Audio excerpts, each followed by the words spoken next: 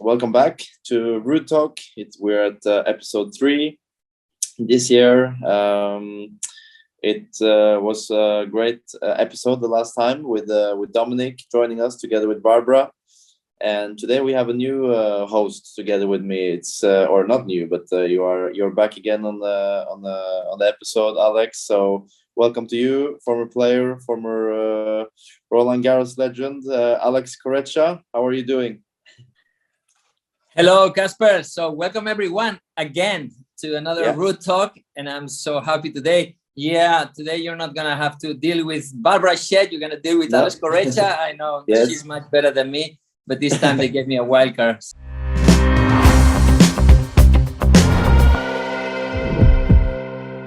How are you, Casper, and where are you in this moment? I'm fine, thank you. We are, or I am currently in Estoril, Portugal. It's time for clay court tennis again, and it's Estoril tournament used to be the week before Madrid, and has now been moved to the week before Monte Carlo. It's a 250 event here, and I'm just very excited to be here. It's my first time playing the tournament, and I have just great feelings about the place. It's great people. It's a good chance to play the tournament for the first time, and it's the ATP tour is kind of hectic sometimes, and it goes straight from the final in Miami just yesterday with Daniil winning, and then we are here next week on clay again. So it goes from one place to another in an instant, and due to the fact that I didn't do as well as I wanted in Miami, I had time to come here to Estoril, which is a great place. And when you go to a new tournament like Estoril now, do you visit, do you sightsee something, or you just stay focused on your tennis? Well, I've been pretty focused on the training, and that takes obviously a lot of time. It takes easily the whole day. Pretty much you're doing training, you're doing fitness, and maybe you're doing some treatment by the end of the day, and then it only leaves you to go out for dinner pretty much. So it's not always easy, but actually yesterday I went together with João Sousa, another player. They had an activity for us. We went with world champion of Formula E, Antonio Felix da Costa is his name. Yes. And we went on the track here in Estoril on a racetrack, and he took us for a spin in a very nice Porsche track car, and it was something I've never felt in my life before. Like the G-forces and how my body reacted. It was we did only 2 laps, and I felt like if I did one more, I will have to puke all over the car. So no way. So it was crazy. It was something I've never experienced before. So that was nice. It was maybe not very cultural thing to experience in the city, but it was nice to do something else, and it's also fun because typically on the ATP tour you go to places that you've been before, so certain restaurants or certain things that you like to do or not in the city. But when you're in the place for the first time, everything is new. You need to find your way around, and it's also exciting. And Casper, when do you go to like a new place, do you like to learn some of the language or some words, like to say something to the crowd or to the waiters or whatever? Yeah, I mean, sometimes, yes. Typically, we are, like I said, places that we've been before. So you catch certain words or things here and there that you can say. And, here we're in Portugal. They speak Portuguese, obviously. And they also do in Brazil. So I've been to Brazil quite a lot. So there are a couple of things that you can learn. But I find it a bit hard because sometimes I find myself saying gracias instead of obrigado.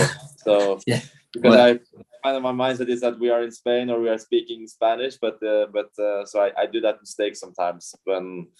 But that's okay. I mean, I've learned a little bit about Estoril in the city, and they have some good history. So I think I've learned a couple of things, including maybe not so many words, but a few things about the country and the city.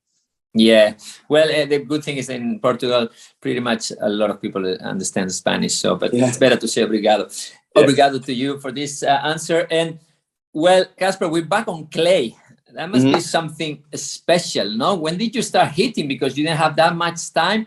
And does it feel like special to you? Like go back a little bit to basic? I haven't played clay since last summer, so it's been like 8 months without Wow. playing on clay, and it's like kind of you feel kind of rusty, you know, moving around and sliding and these kind of things. It's a bit sort of new, and it's like you say, it's sort of back to basics. But I like it. I mean, it didn't take very long for me to feel more and more comfortable, and obviously on clay there will be more rallies. You have to play for the point a little bit more or longer sometimes, you know.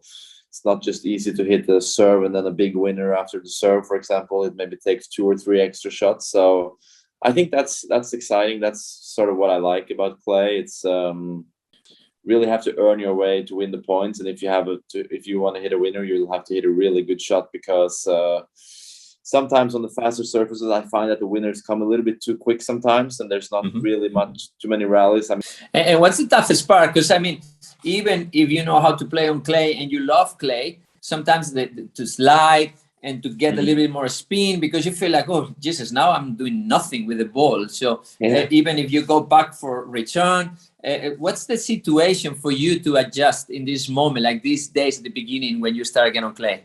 Yeah, I mean, the first week is where you feel the most difference. Obviously, as I've been playing 8 months in a row on hard court, it's like, whoa, you know, the winners are not coming. You know, what's going on? Don't I have any power anymore, or what's going on here? So it can be a bit like frustrating, because you feel like I said, what could be a winner on hard court will not be a winner on clay. So you're like, oh, what's going on here?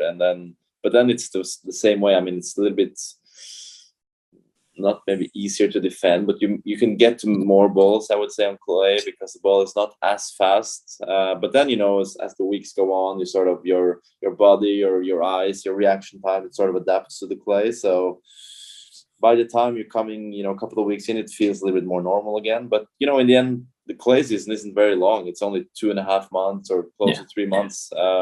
So we don't have that much time to sort of adjust, and there are big tournaments already from the beginning, so you need to be prepared and ready and ready for it. And that's where you have seen, you know, Rafa for many years dominating, you know, winning already Monte Carlo, and then he goes straight to win Barcelona, and then because he's probably been the one that is most ready and most hungry and has played more on clay than anyone else on the tour. So it's fun to see, and you know, it's sort of where real rallies will come often than on hard court maybe. And Casper, do you feel like, I don't know, I might be wrong, but like if I'm thinking about me when I was playing, like when I play hard courts, I know I can beat a lot of players, but when I go back to clay, I feel like there are many more players that I have more chances to hurt them, because maybe they're not as patient, or they play too flat and it didn't adjust to clay. I don't know if you feel a little bit similar. Yeah, I think like if you look at the top 100 players in the world, you know, out of the 100, I would say like 70 or 75 of them prefer probably to play on hard court, and there are you know, much less players that actually like more to play on clay, and I feel like I'm one of them. And I think that could be somewhat of an advantage, obviously, when we come to clay.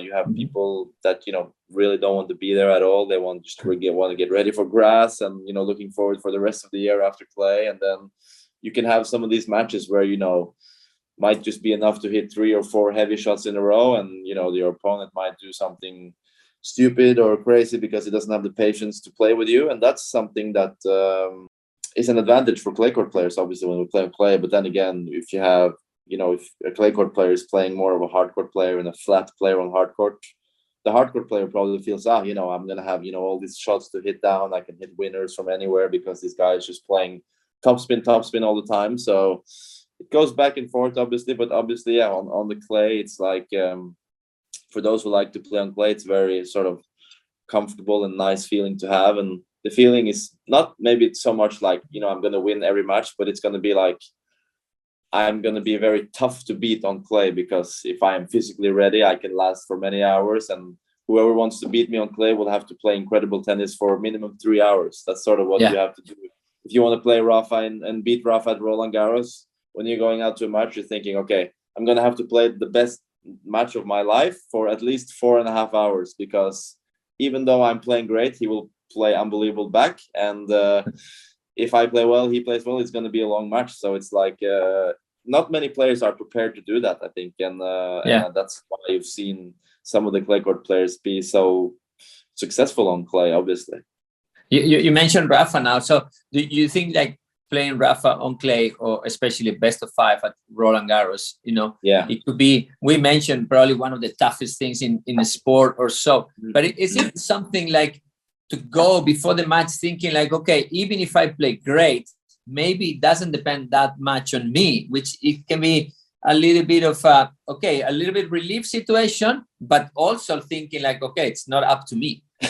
Yeah, I mean, obviously when you're playing him or Novak, Novak as well is him and Roger, they're probably the second best ever clay court players. It's just that it's never really talked about because Rafa has all these records, so it's tough. But anytime you're playing one of these great guys or great players, and it's tough because you feel like could be depending on them a little bit more, especially on clay where the ball is a little slower and they have even more time to get to shots. And you feel like maybe if you play Rafa on grass or whatever, Rafa's obviously won Wimbledon 2 times, so he's a really good grass court player. But you feel like I can at least go out there and play, smack some winners and make him uncomfortable. While on clay you can't really do that because he has the time to set up his shots, he has the time to play good defense, and if he's on and if he's playing well, it's really not much you can do, honestly, unless you sort of are able to match his game, which is very few people in the world that can do on clay. If we go back a few days ago, like you were in Miami, it's lots of things going on. I don't know if it's difficult or tougher to concentrate because it's a lot of commercial things and parties going on. Or is it the same for you? I find the tournament quite nice. I mean, obviously the conditions are pretty tough, I think, and a bit different from anywhere else because you're coming from, dry conditions and a little bit altitude, and then you're coming to Miami, which is very much more humid, and you're sweating a lot. And this is, for me, a little bit tougher, at least. But the facilities are very big, so you have a lot of space to do whatever you want. You have great big field to do your warm-up, so I actually find it a very comfortable tournament, and I think that they have learned a lot from Indian Wells. It obviously doesn't maybe have the same sort of charm in a way that Indian Wells has, because it's like a big soccer stadium that they sort of turn into a tennis event, but it has all the space that you need, and that's nice, obviously, being 96 men and women players, and obviously doubles as well. It's a lot of people there, so what they have is space and enough courts and all these things, so that's at least very good. So I find it, if you can stay focused, and I'm typically a guy that tries to do that. I don't really go out to parties or these things, even though Miami is probably the perfect place to do it. I don't really find it too hard, but obviously there is a lot going on. There's one weekend, there is the Ultra Music Festival that can be pretty loud, so you want to make sure you have a hotel room that doesn't face that direction or isn't too close. So that's something to think about. And you had a visit from a little puppies that you had some fun with, and this is always nice for you, especially because you have one, right? Yeah, it was very nice. I mean, it's great. I mean, when you get to the what should I say, top 10 or sort of top 10 in the world, pretty much, you get some opportunities that you don't get when you're top 50 or top 100, and that includes going on the racetrack with a great race car driver, or meeting some puppies or these things. So it does give you a lot of opportunities to do stuff like this, which I find very nice.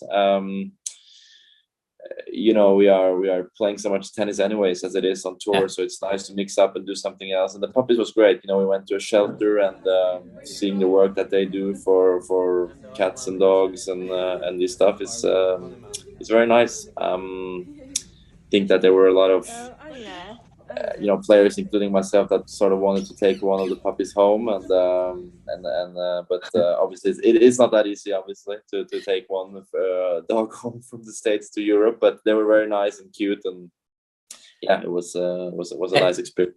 And talking about top 10, you said when you are top 10, you have different facilities or different opportunities, let's say. But there's someone like now is not only a top 10, it's like top 1 and top 2 and top 3. Like these guys are doing unbelievable. Like Alcaraz, for example, Alcaraz Sinner. I don't know if you have the same feeling. Let's go back a little bit to the present tennis.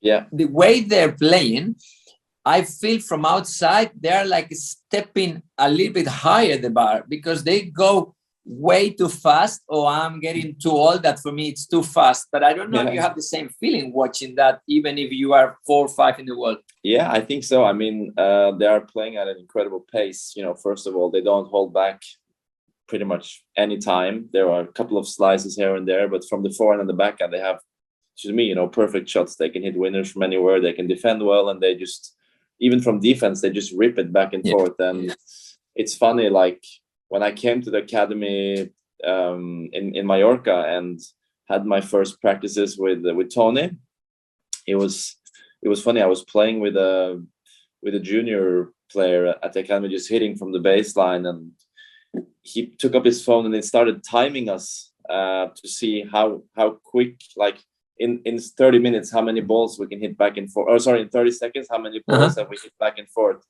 And he said that, you know, you and the younger generation, you play much faster than what, you know, Rafa and Novak did when they were playing the matches when they were younger. So it's pretty obvious that us learning from them and how they have developed the game and how great they have played has sort of raised the bar to think that, you know, this is the level that you have to be at if you want to be at the top, and what the match that they played.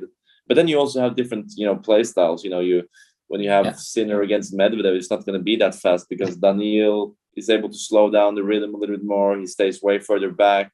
But, you know, those two guys playing each other is always going to be exciting because seems like they go out and think that whoever hits it faster is going to win in the end. So they're just like a battle of, you know, fire against fire. So it was great. I mean, a great match. And, you know, those two guys are going to be competing for many years and be on top of the world for many years. And, you know, I'm going to try to keep up with them. It's doesn't always seem easy when they play at this level, but I'm going to try my best, of course, like everyone else. But those two guys are just special, you know, in my eyes. They have perfect shots from both sides and play at an incredible pace. So it's going to be hard to handle those guys in the future for sure. Yeah, that's for sure. But as you said, everyone has his own pace. I mean, you don't need to play the way everybody does. And like, for example, Daniil, I mean, Medvedev, what he's been doing in the last weeks, it's just unbelievable. For me, it is so difficult because it's not like playing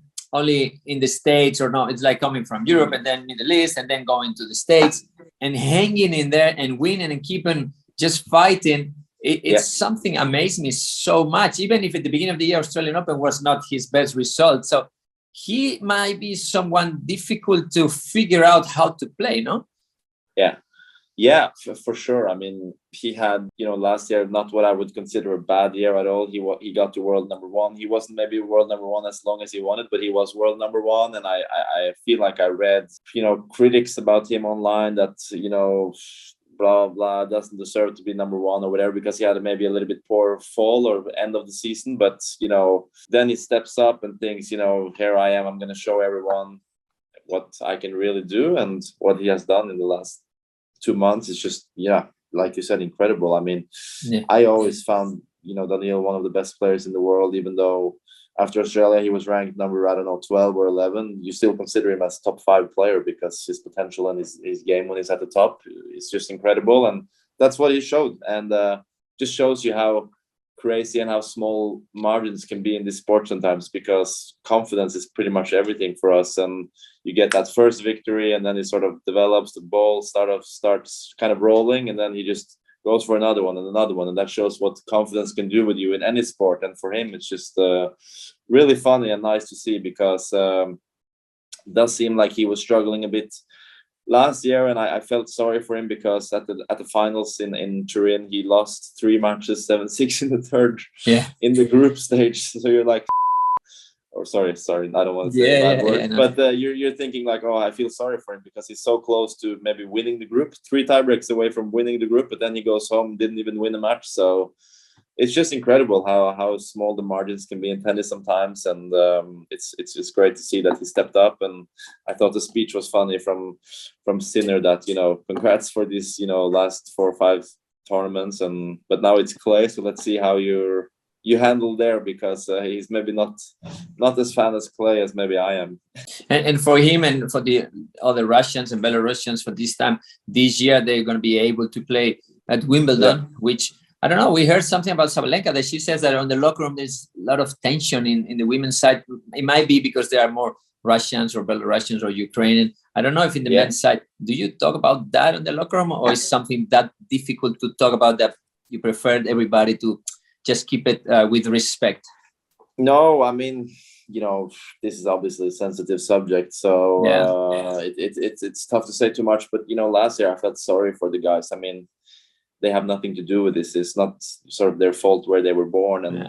And Daniil, Karen, Andre, everyone, they made their career outside of Russia. They traveled the world, and of course they cannot do anything with where they are born, and they cannot change their residence in one day. So it's just, you felt sorry for them last year as a colleague and as a sort of opponent that they couldn't play. It's one of the biggest and most historical tournaments that we have, so it feels sort of fair and nice that they get to play again. And obviously it's not good what's happening, and that it doesn't stop. Obviously we can talk about this, but I think it was fair. I mean, these guys have done nothing wrong, in my opinion. They have agreed to play without the flag, and what more can they do, honestly. And they even, Andre in the beginning was very, very loud being against the war. So I mean, it's not really much more you can ask from these guys. So we haven't really talked about it the same way in the locker room, I think, in the men's. So I just saw the news and thought,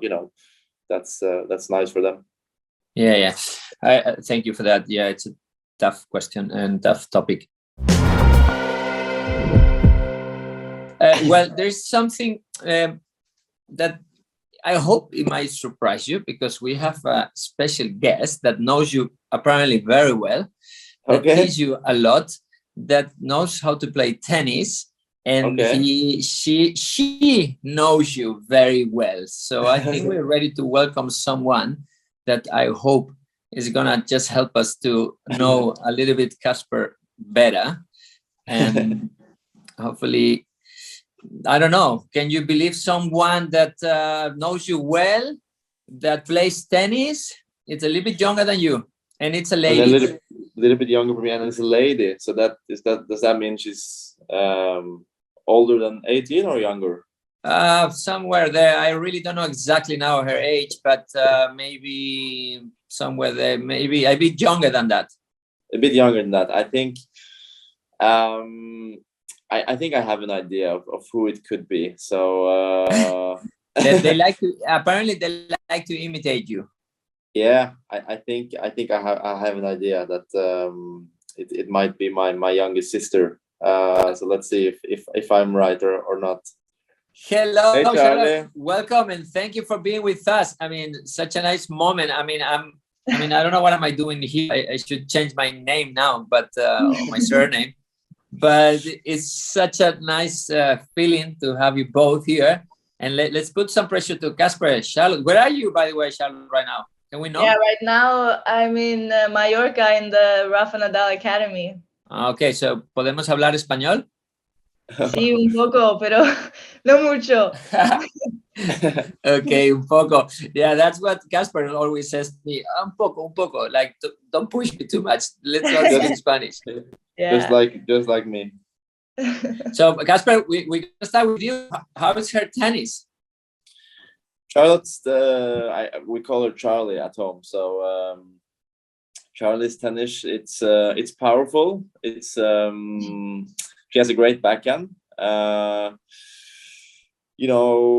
Obviously my dad, he used to, from what I heard, have a better backhand than forehand. So I think she has sort of inherited that and skipped me and gone to her instead. She has a very beautiful and clean backhand, and the forehand is a bit wild maybe sometimes, but she goes for the winners, which is good. She's aggressive, and she's improving a lot. It's great to see. I mean, she started a bit late compared to maybe other players her age, but she's improved a lot, and the academy has helped her also, I think, a lot. She's enjoying, and you can see that she's improved from it. And it's great to see. I mean, who knows how far she can reach, but she comes to the tournament sometimes and tries to learn from, the women's players, how they do and how they practice and stuff. So I think it's good for her. So Charlotte, are you dreaming to become a tennis player as well? Yeah, I mean, it's always the big dream to become number one, and I'm trying as hard as I can. And I have a pretty good example with me. I like as my brother, but I know that it's a very long way to go, but of course it's a dream to become professional. Of course. Good. And Casper, do you coach her sometimes? Do you tell her advices or some tips, or you prefer just to stay as family? No, I try to coach and help her, and women and men's game is quite different sometimes, obviously. So that's why I think it's fun for me to try to implement some stuff that we do on the men's circuit in her game, because if a girl can play certain shots that maybe the men play more often in today's tennis, it can surprise the girls a little bit. There may be not as much drop shots, or there may be not too many kick serves or these things, but shots that are quite difficult. But I try to help her a little bit, and like I said, she comes to some tournaments, and sometimes here and there we practice a little bit. We hit together, and we maybe do some drills with my dad, and then I try to help her a little bit. And I think that my dad has his vision, and I have sort of mine when we try to help Charlotte. And my dad is not always easy to convince, so he sticks with it. He doesn't really always agree with me when I try to coach Charlotte, and so he can be a bit stubborn, I would say. Don't you agree, Charlotte? Yeah, he can totally.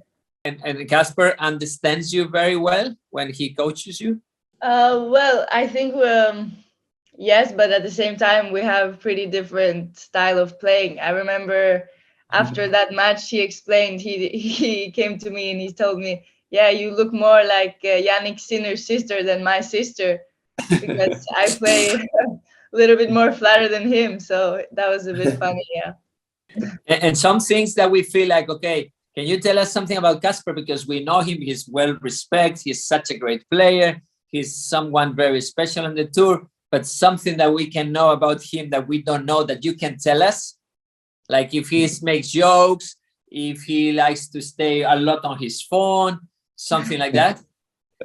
Yeah, well, I think Casper, he can be a little bit childish sometimes, which is fun for me, obviously, because I'm still a child. But he I think he enjoys to before he liked to dance and to sing. So he would always dance around a little bit in the living room with music on, and we would all just join him. And yeah, it was fun this time. But and some flaws that he has, like something that you, like, I don't know, for example, me, I swim so bad. I dance so bad. My daughters, they always have fun on me. I can say that he's very slow to answer messages. Very, very slow. Sometimes it takes maybe 2 days to answer. No way, Casper, is that right? Yeah, it's a very bad habit. It's just, the phone pops up and it's, maybe 50 messages that comes in every day from either, my sister or the agent or my dad or whatever, the things that I have to do, or my girlfriend. And then, sometimes Charlotte gets the last sort of priority, which is not good because she's my sister. But then I tend to forget, and then I go to sleep, and then the next morning, of course, I forget again. So it's a bad habit that I have. So it's something I need to be better at for sure. Yeah.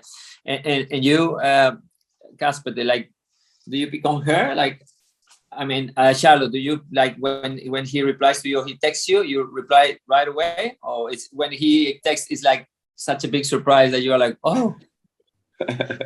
Well, she replies fast. Yeah, I reply. If he replies me 2 days after, I will reply him 1 minute later. Okay, so it's different, eh? And do you practice each other sometimes or not? If we practice with each other? Yes. Yes. Yeah, sometimes we can hit from the baseline, and I can, find it good for me as well. Just hitting from the baseline. We don't really play points, but sometimes we go, her and I and my dad, and we just do basket and drills and certain exercises and serving and stuff together. So for sure, we can practice and hit together. And Casper, I know you've been sort of like modeling on the Vogue Scandinavian magazine. And I think, Charlotte, you had a little bit of fun with Caroline and your sister as well. That was because you don't see him like feeling comfortable with that, Charlotte, or it's just because you see him like absolutely out of place? Yeah, no, it was a very different view seeing him in those clothes. I don't think that's something he would wear anytime. So it was kind of shocking when we saw those pictures. And how was for you, like, to took those pictures? Because we know that when you become better player, lots of things are going on, and it's fun maybe sometimes, but it's true that it can be a little bit longer. Even if, I don't know if you agree, Casper, but sometimes they say to you, "Oh, are you tired or so?" It's like, okay, tired. Okay, just changing clothes or so. I think it's more tiring practicing, no? Yeah, for sure.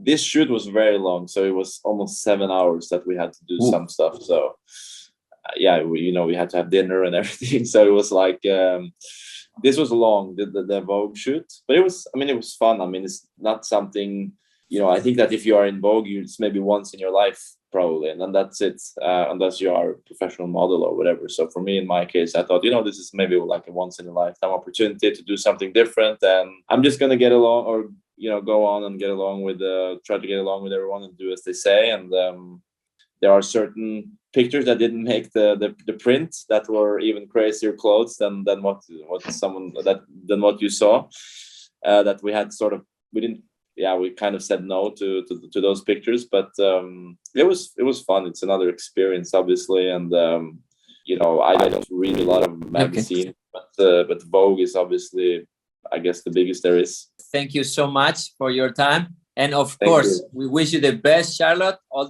good luck, and try your best, and then you will see how far you can get. Don't worry about the rankings. Yeah, thank you. Okay, Alex. Thank you for now. Huh? Thank you, Alex. It was great to see you again. So maybe I see you in Madrid, I guess, if you're there. And yes, and take care, or maybe even Barcelona. I don't know what you're doing, but I am in Barcelona, so you will see me in Barcelona. I hope I can interview you a lot of times. Perfect. See you there, and thanks to everyone who watched. Another episode. We'll be back again with in the future, and it was great to talk to you again. And having my sister on the channel or on the episode was very fun. So see you guys. Bye for now, and take care. Hi, I'm John McEnroe, and welcome to Eurosport Tennis on YouTube. Click here to subscribe to Eurosport Tennis.